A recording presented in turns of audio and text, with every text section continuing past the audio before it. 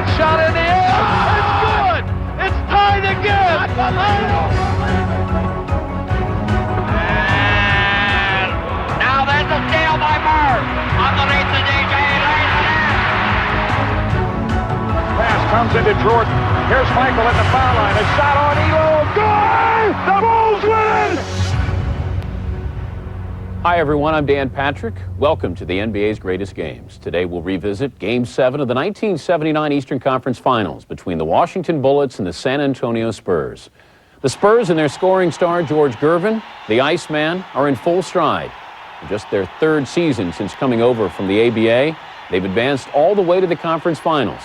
The Bullets are the defending champs and have already gotten clutch performances from Elvin Hayes and Bullet Bob Dandridge to bring them back from a 3-1 deficit. Now with the series all tied up, one of these two teams is 48 minutes away from the finals. As always, we're joined by those who played a critical role in the game. Today we have the pleasure of sitting down with two of the game's stars, the Bullets' Bob Dandridge and the Spurs' George Gervin. First of all, Bobby, you've been through this before. Previous series, you're down 3-1. You came back. You're getting used to this pressure, aren't you? Well, not used to it, but we felt very comfortable with it since we had been through it before. And we didn't exactly have the best winning record during the regular season this particular season. You won the title the previous year. Did that help your confidence level that really no matter what happened, you were ready for it?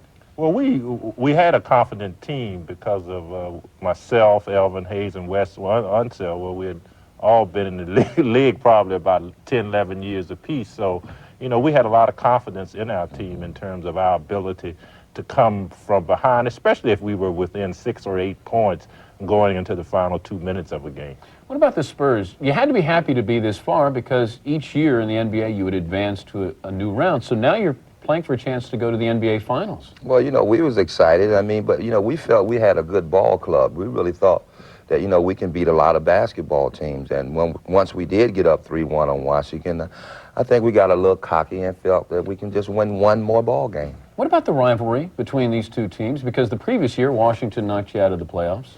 Well, I mean, they was veterans. I mean, and we know, you know, it was going to be tough. But yet, you know, we was young and we was cocky and we just felt that we can just outrun them. We'll join the action in the third quarter of what has already been a hard-fought and well-played ball game. Keenan over to Overding. The second, Dietrich. Now Paul hands it to Mike Gale. Gale in traffic. Keenan shot it over Elvin Hayes. And San Antonio by 5. Keenan scored 11 points this quarter. Unseld lobs it to Hayes. He's fouled. And that time, with the fronting tactic of Kobe Dietrich, the Bullets rolled Hayes to the basket, and Unseld lobbed it to him. Hayes will get 2 shots. That is only 14 fouls, San Antonio, so no penalty shot as Bobby Dandridge is returned. And Ballard has gone to sit down. Fouls will play an important part in this game with Dandridge and Gravy both in foul trouble for the Bullets. Elvin Hayes gets another. No penalty shot. 73-68, San Antonio. And Keenan a rebound. What a game Keenan has played. Gervin against Dandridge. What a shot by Gervin. And these Spurs now have a 7-point lead in the third period. Minute 55 to play in the period. Dandridge got it to Larry Wright. Rebound to Billy Paul. From San Antonio running. Good running club. Unseld blocked it. What a defensive play by Unseld. 75-68. Dandridge bullseye. That's a 4-point play. Gervin had a layup block, and the Bullets got 2 the other way. 75-70 San Antonio. A minute 30 to play in the third period. Keenan to Billy Paul. Gervin. And the basket good, he's fouled, and Gervin really warming up. He's putting on some kind of show as he drops in his 34th point. CJ had no other opportunity but just try to bang him defensively, and he came up with the foul. The question is, how long can George Gervin last? He took a turnaround jump shot right in CJ's face to drop a possible three-pointer. Gervin now looking for the three-point play. 77-70 San Antonio. 78-70 San Antonio. Biggest lead. Dandridge on the back line with Larry Wright. Check it. Charles Johnson in there on the back line. Ballard back in the game for Hayes. Ballard, pump shot. Double team. 78-72 San Antonio with 1:03 to play in the third period. Keenan against Ballard. Missed the shot. Durbin. Big follow. 80-72 San Antonio, 34 for Durbin. Dandridge to Larry Wright with 41 seconds. Dandridge wants the ball. Larry Wright. 80-74. San Antonio by 6 with 31 seconds. So there will be a last shot by both teams unless San Antonio can rebound or come up with a loose ball turnover here. Billy Paul. And San Antonio is red hot. Bullets down by 8 again with 15 seconds.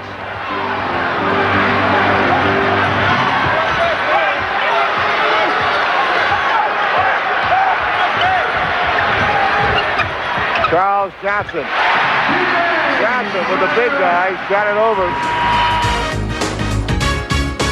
Stay tuned for more of Game 7 of the 1979 Eastern Conference Finals when the greatest games continues. Welcome back to Game 7 of the 1979 Eastern Conference Finals between the Washington Bullets and San Antonio Spurs. My guests are Hall of Famer George Gervin. He told me to emphasize that. Hall of Famer and Bobby Dandridge. You expected a physical game. You knew you were going to get it because they were going to use the body on you. So well, no surprises? No surprises. I mean, I kept going into the middle, and I kept running to Elvin Hayes and Wes Unseld, Bobby leaning on me, and, you know, they got somebody else on me. So I knew it was going to be tough on me. But they didn't have the bangers like you guys had. So did you expect a physical series from them? No, not really. We expected them to try to finesse us, and we knew that the only way that we could counter that was to beat up on them. Plus, they were younger. So, so that was our only alternative, was to be physical with them. The Bullets kept you on the perimeter. They didn't let you use the trademark finger roll. Did that frustrate you? Well, I mean, it kind of frustrated me, but, you know, they've been beating me all game. So, you know, it wasn't unexpected. And really, my trademark was a jump shot, too, and a mid-range jumper. You had every shot. What about the defense philosophy for you guys? Was it let George get his and make sure nobody else got theirs? Oh, no. No. Whoever was assigned to George just had to try to rise to that occasion. But we tried different people on him, depending on who was in foul trouble, depending on what phase of the game we were in. But primarily, we just tried to play him tough man-to-man defense and try to keep fresh guys coming in on him. He's laughing over here. San Antonio has held the lead for most of the second half. Now, as we pick up the game early in the fourth quarter, the Bullets are hoping to make a move. 9-point San Antonio lead. 8:45 to play in the game. Everything on the line now. Larry Wright blocked off. Charles Johnson, Bobby Dandridge over Paultz. Bobby Dandridge. 90-83, and Dandridge now with 28 points, and he starts to warm up again. Durbin to Charles Johnson. The Iceman. Is he something? Durbin. San Antonio by 9. 8:15 to play in the game. Larry Wright with the ball. Elvin Hayes. He draws the double team. Larry Wright from 20. Bullseye, Larry Wright. 92-85 San Antonio. Neither team can pull away for any length of time as both teams are answering. They can't seem to stop each other defensively. Wes Unseld, number 41 for the Bullets, is checked back in. Charles Johnson, that means Dandridge moves to guard. Exactly, and they're going to try to cool off Durbin so he can't go inside on the smaller Bullet guards. Silas.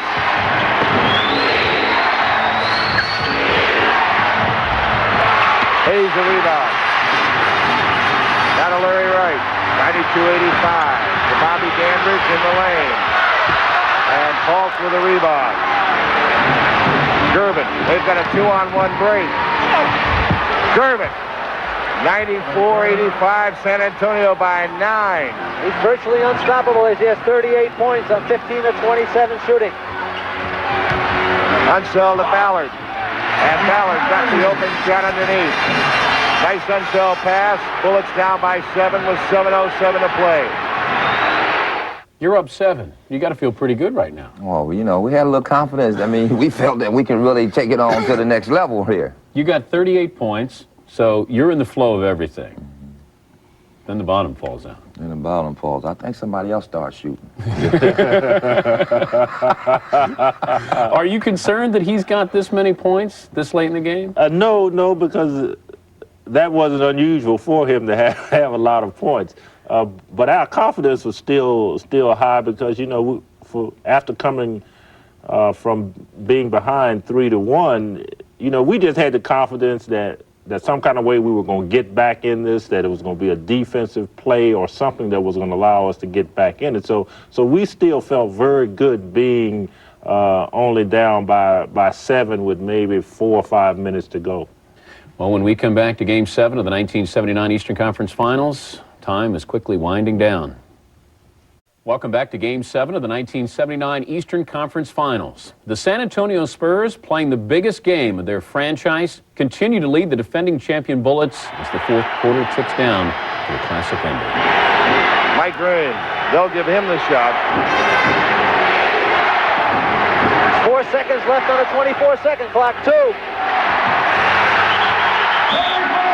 Didn't count. 24-second violation. So they bring the playmaker Henderson back in when it counts to get things going. Be him and Dandridge in the backcourt. By the Bullets trying to cut it to 3. Greg Ballard. Played by Gervin. Bobby Dandridge played by Keenan. Shoots it. Bullseye! 94-91. 30 for Dandridge. San Antonio by 3. Here's what a set offense is so important. When you need a basket, you got to go to guys who know what their teammates are doing and can rebound accordingly. Big hoop by Silas. 96-91. San Antonio by 5. 4:13 to play in the game. Gonna go inside Elvin. They'll double team. Ballard. And the big rebound by Keenan. Now we're under 4 minutes to play in San Antonio by 5. Gervin. What a big hoop. 40 for Gervin. 98-91 San Antonio. Dandridge to the basket. Fouled. Bobby drew the foul. 3-team foul. San Antonio, they lead by 7 with 3:39. Dandridge operating in the open field from the guard spot. Then push the ball down the floor, handle it well, turns the corner and draws the foul. So Bobby D, who had 20 at halftime, has followed up with 10 more points and is the guy the Bullets look for when the things get going tough. 31 for Dandridge. 98-92. 98-93. San Antonio by 5 with 3:38 to play in the game.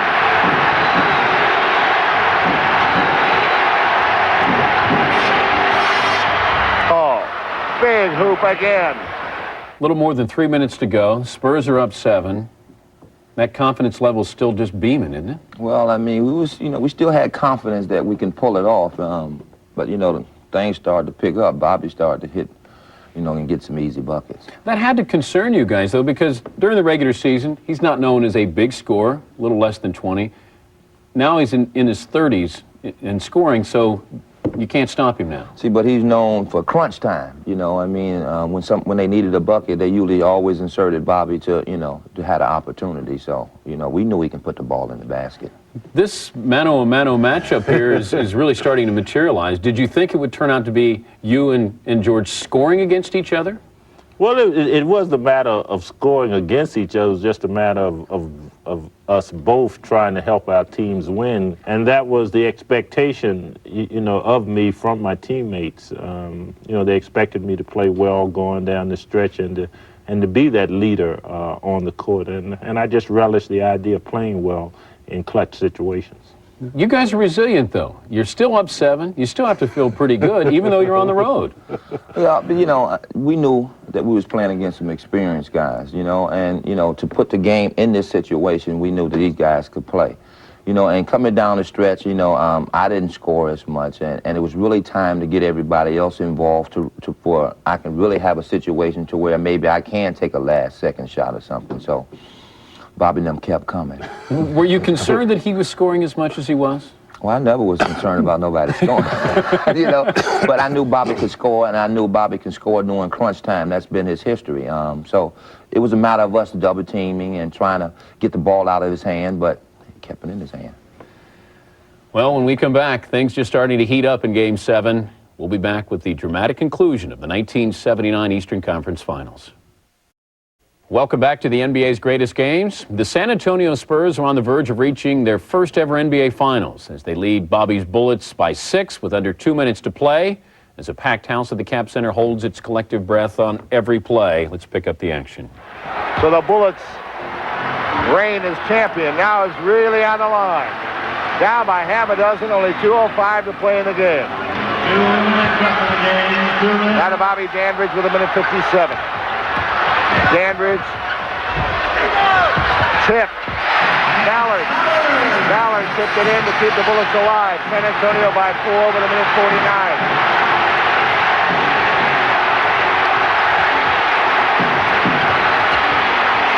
Keenan, loose ball foul against San Antonio. Loose against San Antonio with 1:38. Those 2 foul shots. I think it may be Unseld. That's fouls on Paul's. Unseld shooting. Keenan took a shot over Hayes. Good defensive effort by Hayes. Paulson, in pursuit of that loose ball, comes over the back of Unseld. Wes Unseld on the line now. Pressure foul shots with 1:38. 103-100. San Antonio by 3.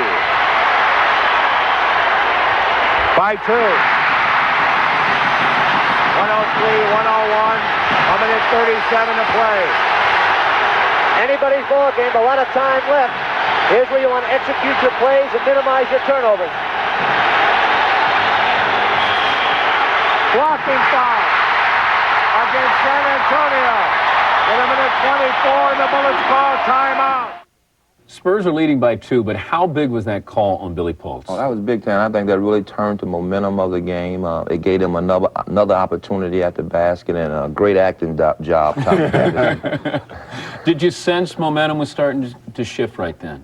Well, we had started to get back in the game maybe a minute before that, but that's an example of what I had said earlier about us knowing that some kind of way, and it was going to be a defensive move that got us back in the game, and that was the play for us. How's that confidence level now on the San Antonio bench? Starting to go all the way. Yeah. When we come back, the final dramatic moments of the final game of the 1979 Eastern Conference Finals. And the Bullets now with Ballard. Durbin overplays him on top. Inside to Dandridge. Dandridge tied the game with 1:10. That's great execution of a play. The Bullets cross their forwards underneath, bringing Dandridge loose. That's the kind of plays you need when things get tough and you can't hear anybody out there. Dietrich. Durbin. Bobby Dandridge. Alvin Hayes changed Durbin's shot. 45 seconds. Bullets call a play. Game. They call a play. They want everybody in the right spot at the right time. A foul right here will decide the game. Who's fouled? They fouled Ballard with 36 seconds. Alvin Hayes picked up Durbin coming through the lane. Changed his shot. Big play in the game. And now this play, Ballard fouled by Durbin. He's 2 for 5 at the line. Bullseye! The Bullets lead by 1. 36 seconds. We're going crazy in Maryland. Nobody ever figured the Bullets even come back 3-1. Now they're in a good spot to win it. Bullseye!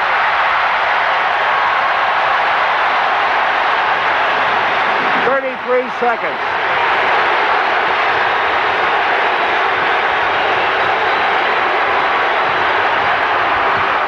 Game tied with 25 seconds.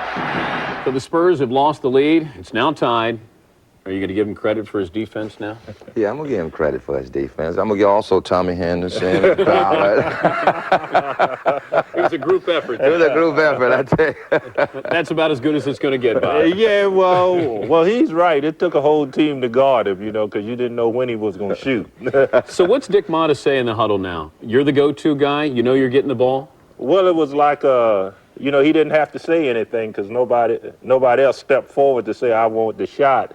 And so, when we took it out, Dick just said, well, Danridge, what do you want to do? And we proceeded to walk back to the floor. And the thing that I remember the most was that we brought it across half court, and I gave it to Tom Henderson, and he threw it right back to me. He said, you don't think I'm going to take this shot?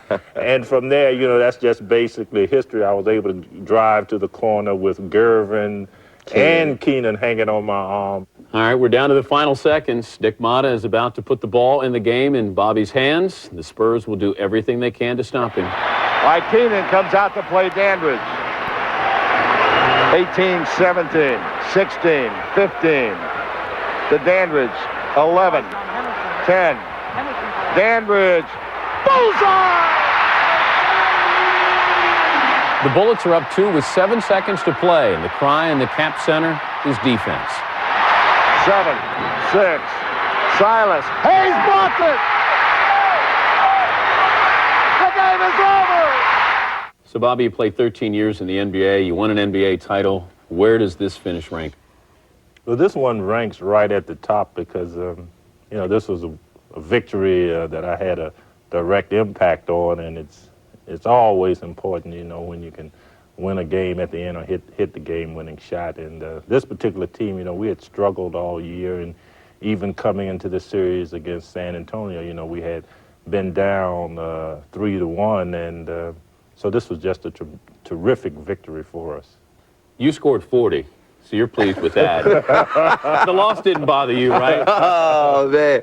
No, truly, it meant a lot to us because, we had an opportunity to play in the NBA championship, and being an ABA franchise, that's big time, and we had something to prove as individuals and as a team. So that loss kind of really hurt us, but it gave us a lot of respect around the NBA. That would be as close as George would get to playing for an NBA title. Despite Bobby's heroics, in Game 7 of the conference finals, the Bullets went on to lose in the NBA finals to the Seattle Supersonics. I want to thank Bobby and George for sharing their memories of Game 7 of the 1979 Eastern Conference Finals. And thank you for watching the NBA's Greatest Games. I'm Dan Patrick. Bobby Danridge shoots it. Bullseye! The Iceman. Is he something? It's going to be stolen, I think, by the Doctor.